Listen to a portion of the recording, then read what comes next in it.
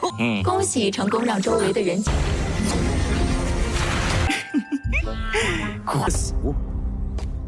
只是一会儿见到星兄，还有什么法？小兄，好自为之。生人却终究无法沉了吗？居然拿到了16战绩。 Halo semuanya, selamat datang di Ruang Sinema. Bagaimana kabar kalian semua? Semoga selalu sehat dan baik-baik saja. Sesuai jadwal, jadi pada hari ini kita akan kembali melanjutkan series Donghua I Can Have Infinity Agreement episode terbaru, yang mana ini adalah episode yang kedua. Bagi yang mau bergabung dengan series ini, kita sudah sediakan playlistnya. Jadi kalian bisa dengan mudah mencari di mana episode awal dari Donghua ini. Sebelum kita mulai episode terbarunya, kita akan melihat dulu apa saja yang telah terjadi pada episode sebelumnya.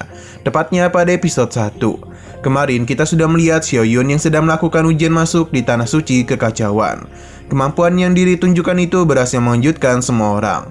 Bahkan beberapa leluhur dari tanah lainnya datang kemari hanya untuk menjadikannya sebagai murid.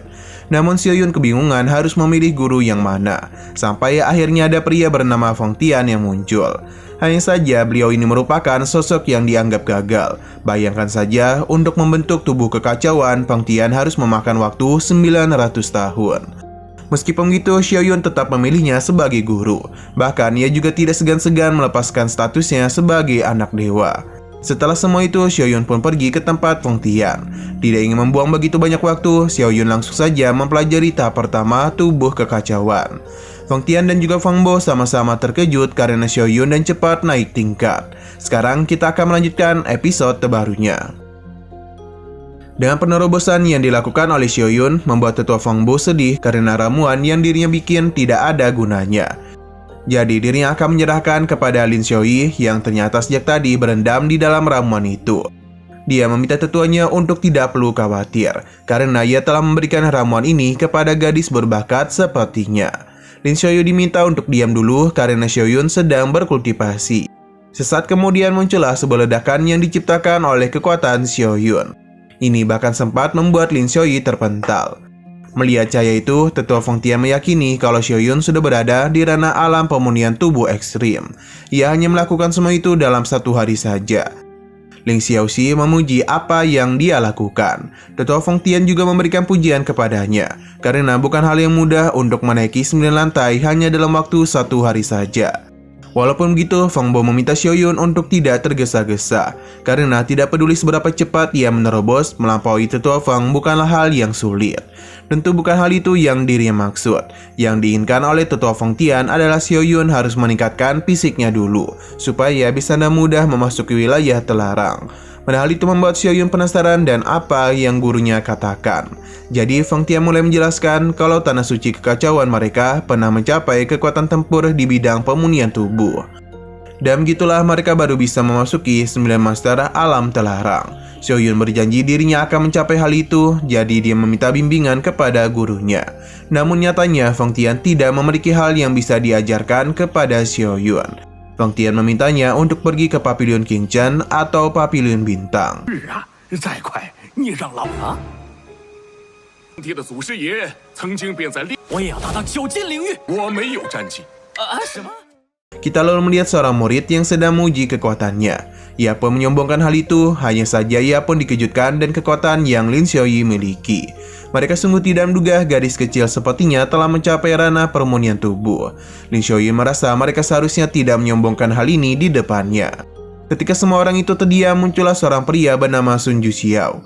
Ia akan membuat gadis ini terdiam dengan kekuatannya. Tinju yang dilancarkan oleh Sun Juxiao telah mendapatkan nilai 70.000. Para pria di sana menjadi begitu terpukau dan kekuatan yang ia miliki. Memang tidak heran dia disebut sebagai jenius terbaik. Hanya saja Lin Xiaoyu bukanlah apa-apa jika dibandingkan dengan seniornya. Yang tentu tidak bukan adalah Xiaoyun. Wajar mereka begitu terkejut karena bagaimanapun dia merupakan kandidat dari anak dewa. Tapi rumor mengatakan Lin Xiaoyu sudah keluar. Sun Juxiao sama sekali tidak takut kepada Xiaoyun. Bahkan ia meyakini kalau dia itu telah berbuat curang di ujian masuk. Ketegangan pun mulai terjadi di antara mereka berdua. Sampai pada akhirnya Xiaoyun pun muncul. Sun Juxiao penasaran apakah kedatangan Xiaoyun kemari adalah ingin membuktikan dirinya juga. Tapi yang Xiaoyun pikirkan saat ini ada cara ia mendapatkan pencerahan lebih banyak lagi. Sistem pun memberitahu jika Xiaoyun memiliki orang-orang di sekitarnya, maka dia itu akan mendapatkan poin pencerahan. Selain itu, misi-misi yang dirinya dapatkan juga akan menjadi lebih banyak. Mendengar semua itu tentu saja membuat Xiaoyun menjadi bersemangat. Lin Xiaoyu meminta seniornya untuk menutup mulut Sun Jixiao karena ia telah meremehkan kemampuannya. Xiaoyun paham jadi dirinya akan menunjukkan seberapa hebat kekuatan yang ia miliki. Semua orang pun sedang menantikan kemampuannya. Hanya saja Xiaoyun berpura-pura lemah agar orang-orang bisa meremehkan kemampuannya. Dengan gitulah ia bisa mendapatkan poin pencerahan. Sun Jixiao meminta Xiaoyun untuk lebih serius. Namun ia langsung saja terkejut karena kekuatan Xiaoyun baru saja dinilai.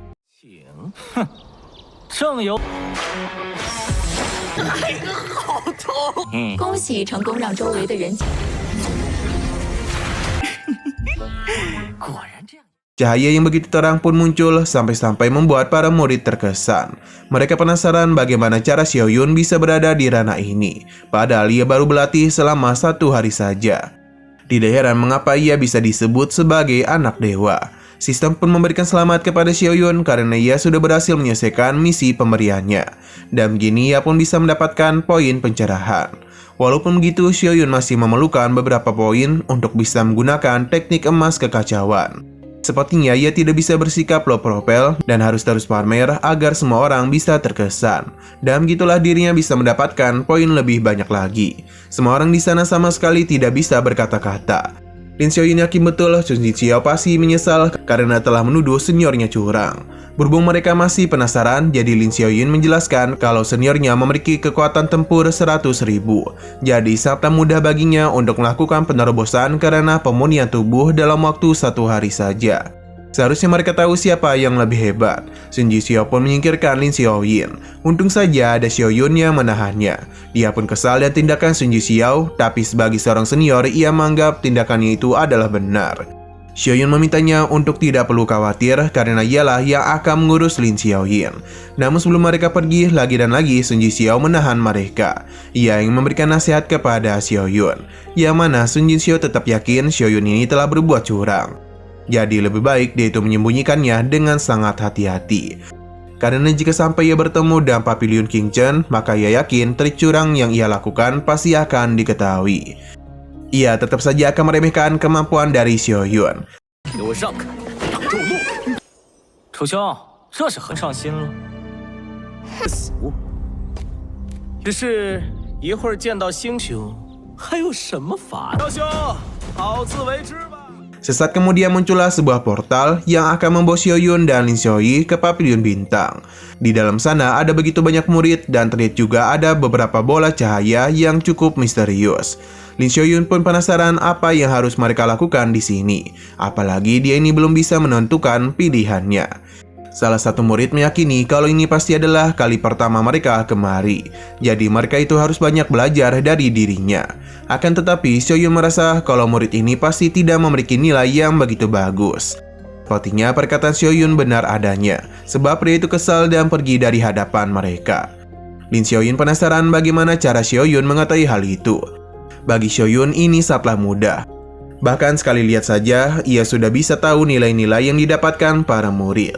Sesaat kemudian seorang pria memberitahu kalau penilaian akan segera dimulai. Mereka harus berhati-hati dengan Dewa Bintang. Sebaiknya mereka tutup mata dan dengarkan perintah saja. Siapapun yang bisa memanggil dunia bawah untuk maju, maka mereka akan menerima hasil yang baik. Para tetua sepertinya ingin memfokuskan perhatian kepada Xiaoyun, karena mereka sudah tahu bakat yang ia miliki. Feng Tian yakin kalau tetua Tianchen pasti bisa memberikan skor yang sesuai untuk muridnya itu. Para tetua pun iri dan harta karun yang Feng Tian dapatkan.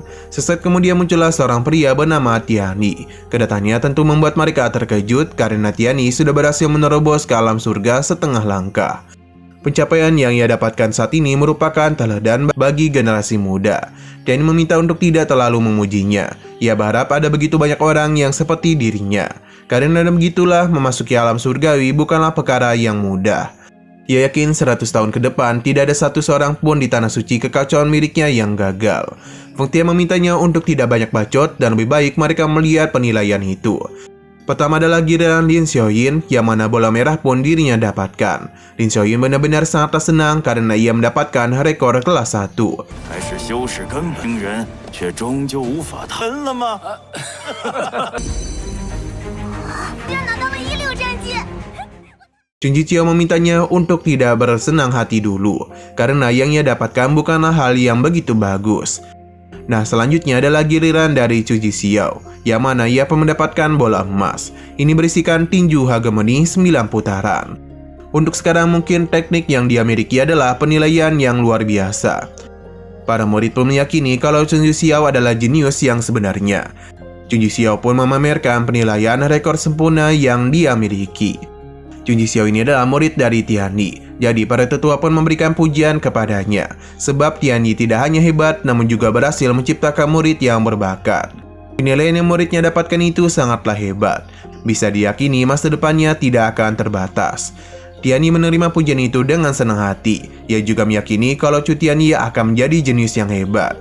Tianyi menerima pujian itu dengan senang hati, ia juga meyakini kalau muridnya itu akan menjadi jenius yang hebat. Di masa depan, ia akan memasuki alam surga dan menjadi orang yang sangat suci. Para tetua sepertinya setuju dan apa yang dirinya pikirkan, karena bagaimanapun ia telah mendapatkan nilai super. 那是当然，将来同我这无想能。 Nah, sayang sekali lagi seru-serunya, episodenya pun harus bersambung dulu. Oke, sekian dulu pada video kali ini. Untuk video selanjutnya akan segera hadir. Jadi bagi kalian yang mengikuti series ini, langsung saja klik subscribe dan aktifkan loncengnya. Terima kasih yang sudah menonton video sampai habis. Jika kalian suka pada video ini, klik like dan share ke teman-teman kalian tentang channel ini. Dan ditunggu aja kelanjutannya. Oke, sampai jumpa di video selanjutnya.